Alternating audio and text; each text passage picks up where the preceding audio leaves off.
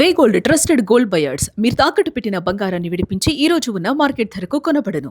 Deputy CM Pawan Kalyan ఇలాకాలో దారుణం జరిగింది. కాకినాడ జిల్లా పిఠాపురంలో మద్యం మత్తులో యువకుడు దారుణానికి పాల్పడ్డాడు. మంచినీళ్లు ఇవ్వలేదనే కోపంతో తల్లి మీద దాడి చేశాడు కుమారుడు. తీవ్రంగా గాయపడినటువంటి తల్లి 10 రోజుల తర్వాత హాస్పిటల్లో చికిత్స పొందుతూ మృతి చెందింది. ఇక పిఠాపురం మండలం చిత్రాడ గ్రామంలో ఒక హృదయ విదారక ఘటన జరిగిందని చూడొచ్చు.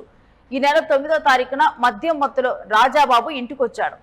ఇక తన తల్లి నాగమణిని భోజనం వడ్డించమని అన్నాడు. ఇక భోజనం వడ్డించింది ఆ తల్లి. తర్వాత తింటూ ఫ్రిడ్జ్ లో ఉన్నటువంటి చల్లని మంచినీళ్లు తేవాలని కోరాడు కుమారుడు.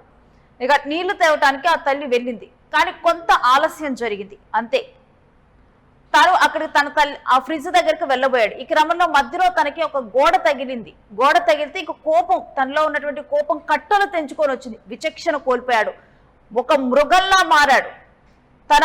తన ముందున్నది తన కన్న తల్లి, తన్ని అల్లార ముద్దుగా రాజాబాబు అని పేరు పెట్టుకొని మరీ పెంచినటువంటి తన తల్లి అన్న విషయాన్ని మర్చిపోయాడు.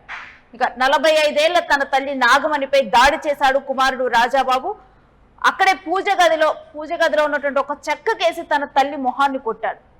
ఒక్కసారిగా స్పృహ తప్పి పడిపోయింది. రక్తపు మడుగులో ఉన్నటువంటి నాగమణిని చూసినటువంటి భర్త హాస్పిటల్కి తీసుకొని వెళ్ళాడు. తర్వాత ప్రభుత్వ ఆసుపత్రిలో చికిత్స పొందుతూ ఆ తల్లి కన్న కొడుకు కారణంగా మృతి చెందినటువంటి హృదయ విదారక ఘటన చోటు చేసుకుంది. ఇక నిందితుడు రాజాబాబు మీద కేసు నమోదు చేశారు పోలీసులు. రాజాబాబును అరెస్టు చేసి అదుపులోకి తీసుకున్నారు. మొత్తం కూడా అసలు ఈ ఘటనకు సంబంధించినటువంటి డీటెయిల్స్ మా ప్రతినిధి సిరాజ్ అడిగి తెలుసుకుందాం. ఎస్ సిరాజ్, ఈ ఘటనకు సంబంధించి పూర్తి డీటెయిల్స్ ఏంటి? ఖచ్చితంగా మీరన్నట్లుగా ఈ ఘటన కేవలం ఒక నేరం మాత్రం అసలైతే కాదు. సమాజంలో అసలు మానవ విలువలు ఎలా దిగజారిపోతున్నాయి, కన్న తల్లి మీద ఉండేటువంటి ప్రేమ ఒక దారుణంగా మారేటువంటి సిచ్యువేషన్ లో ఆమెనే చంపడం అసలు ఒక మానవత్వానికి ఒక మాయది మచ్చ. ఇది ఘటన విన్నప్పటికీ ప్రతి ఒక్కరి దగ్గర నుంచి వస్తున్నటువంటి అభిప్రాయం. ప్రధానంగా కాకినాడలో ఒకసారి మన డీటెయిల్స్ చూసినప్పుడు పిఠాపురం డిప్యూటీ సీఎం ప్రాతినిధ్యం వహిస్తున్నటువంటి నియోజకవర్గంలో చిత్రాడ గ్రామంలో ఈ ఘటన చోటు చేసుకోవడం జరిగింది. ప్రధానంగా ఫ్రిడ్జ్ లోని మంచినీళ్లు తీసుకురావడంలో ఆలస్యం అవ్వడం ఈ ఒక ప్రధానమైన ఒక ఘటన తల్లి ప్రాణాలు తీయడానికి ఒక కారణంగా మారింది. సో వెంటనే ఆగ్రహంతో ఆ యువకుడు ఆ తల్లి మీద దాడి చేసినటువంటి భయం.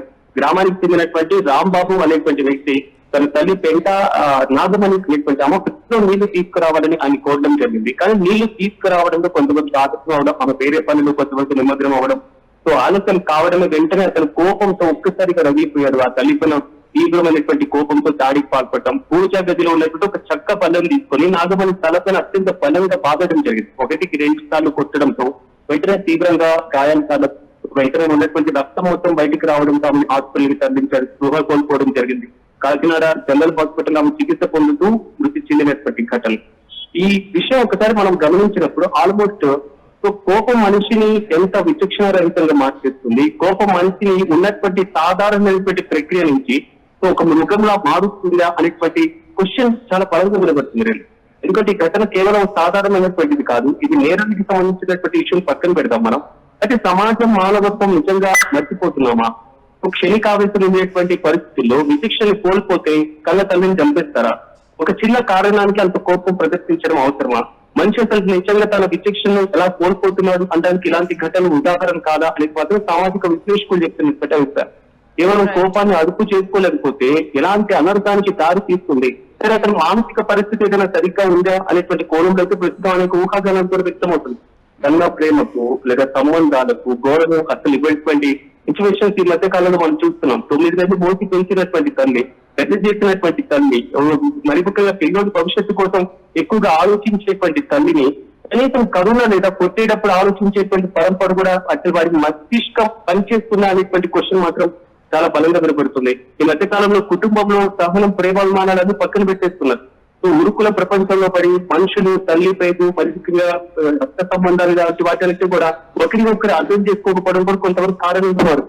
కానీ కోపం ఒక క్షణం మాత్రమే ఉంటుంది, కానీ దానివల్ల లాస్ట్ అయినటువంటిది మాత్రం జీవితాంతం అతను కూడా కట్టుకటాలు పాలవడం, మరి ముఖ్యంగా ఒక నిండు ప్రాణాన్ని బలితీసినటువంటి ఘటన ఉంటుంది. కానీ దీంట్లో అనేక రీజన్స్ కూడా కనబడుతున్నాయి. ప్రధానంగా మానసికంగా కొంతవరకు ఒత్తిడి ఎక్కువగా లేదా భావోద్వేగం క్షణికావేశంలో తీసుకునేటువంటి చర్యగా చాలా మంది అంటున్నారు. మరి కొంతమంది వ్యసనానికి సంబంధించినటువంటి విషయం కూడా తీసుకొని వస్తున్నారు.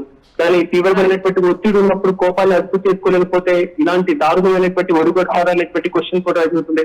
మరి మీకు మాదక ద్రవ్యాలు డ్రగ్స్ కి బానిసలు అవ్వడం కానివ్వండి, వ్యసనాలకు బానిసలు అవ్వడం లేదా తాగుబోతులుగా మారడం, దీనికి సంబంధించినటువంటి ఇష్యూ కొంతవరకు ఫేస్ అవుతుంది.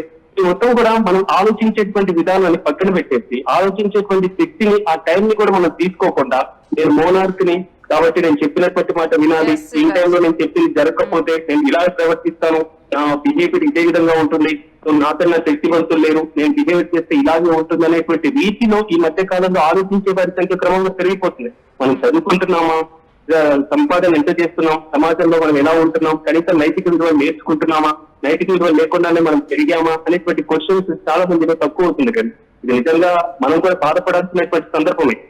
ఒకవేళ శనికావేశం వచ్చినప్పుడు లేదా కోపం వచ్చినప్పుడు, కోపం మనిషికి వచ్చేటువంటి సహజ గుణం, అదే వచ్చినప్పుడు మనల్ని మనం కంట్రోల్ చేసుకోలేకపోయినప్పుడు సో ఇలాంటి ఉదంతాలు, ఇలాంటి ఘటనలు చోటు చేసుకుంటూ ఉంటాయి. ఈ మధ్య కాలంలో డిజిటల్ యుగం మొత్తం విపరీతంగా పెరిగిపోయింది. ప్రతిదీ ఫోన్ లోనే 24 గంటలు ఉంటున్నాం. సో ప్రధానంగా మానవ సంబంధాలు కోల్పోతున్నాం. అలాంటి సమయంలో ఇలాంటి సిచ్యువేషన్స్ ఇంకా ఎక్కువగా ఉన్నటువంటి పరిస్థితి. అన్నిటికంటే ముఖ్యంగా ఈ మధ్య కాలంలో సినిమాలు కానివ్వండి, వెబ్ సిరీస్ కానివ్వండి, సోషల్ మీడియా కానివ్వండి, లేదా వీడియో గేమ్స్ కానివ్వండి, హింసాత్మక ధోరణి విపరీతంగా పెరిగిపోవడం కూడా ఒక కారణం అనేది మాత్రం విశ్లేషకులు చెప్తున్నారు. సో ప్రధానంగా అతను అయితే ప్రస్తుతం అదుపులోకి తీసుకున్నారు. తన మానసిక పరిస్థితితో పాటుగా అతనికి ఉన్నటువంటి అలవాట్లు, వీటికి సంబంధించినటువంటి వాటితో కూడా పోలీసులు దర్యాప్తును ముమ్మరం చేశారు. కానీ సభ్య సమాజం తలదించుకునేటువంటి సంఘటన, కన్న తల్లిని వాటర్ ప్లేట్ తీసుకొచ్చినందుకు చంపడం మాత్రం నిజంగా అతని భవిష్యత్తు కాదు, వేరే వారి యొక్క ఆలోచన, మనకు వచ్చేటువంటి కోపాన్ని కంట్రోల్ చేసుకోకపోతే ఇలాంటి ఘటనలు జరుగుతాయి అనడానికి ఈ కేసు స్టడీ ఒక ప్రధానమైనటువంటి ఉదాహరణగా నిలుస్తుంది. Right Siraj, thanks for the details. ఇక తన కోపమే తనకు శత్రువు అంటారు.